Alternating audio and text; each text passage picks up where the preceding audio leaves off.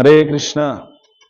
ప్రపంచంలోనే అత్యంత పెద్దదైనటువంటి శాలిగ్రామ మందిరం దగ్గర మనం ఉన్నాము. శ్రీ బృందావన ధామంలో పవిత్రమైనటువంటి కార్తీక దామోదర మాసంలో హరి గురు వైష్ణవుల యొక్క దైవాలు ఇక్కడ ఉన్నాము.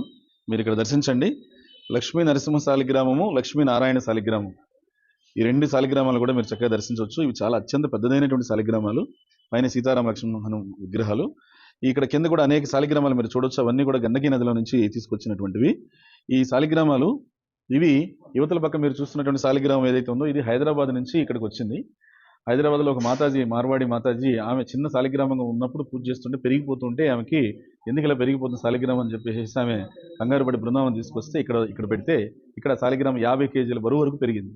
తర్వాత మీరు చూసేటువంటిది అది లక్ష్మీ నరసింహ శాలిగ్రామం, యువతల పక్కది లక్ష్మీనారాయణ శాలిగ్రామం.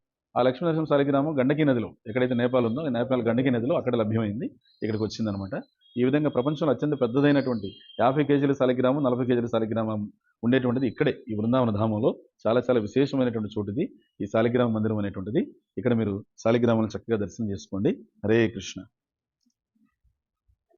ప్రపంచంలో అత్యంత పెద్దదైనటువంటి శాలిగ్రామ మందిరంలో మనం ఉన్నాము. ఇక్కడ మనకి పూజారి ఒక అద్భుతమైన శాలిగ్రామాలు చూపిస్తున్నారు. చూడండి, ఇది గండకి నదిలో దొరికినటువంటి శాలిగ్రామం. ఇది మామూలుగా శాలిగ్రామం ఈ విధంగా ఉంటుంది, కానీ దాన్ని తెరిచారనమాట. అభిషేకం చేస్తూ ఉండగా ఏమవుతుందంటే శాలిగ్రామం అలా ఓపెన్ అవుతుంది. చూస్తే లోపల చూడండి సుదర్శన శాలిగ్రామం. మామూలుగా అయితే అలా ఉండేది, ఇలా ఓపెన్ అయితే ఈ విధంగా లోపల ఉంటుంది. ఇది సుదర్శన శాలిగ్రామం. దర్శనం చేసుకోండి. చాలా అరుదైనటువంటి శాలిగ్రామం ఇది. హరే కృష్ణ.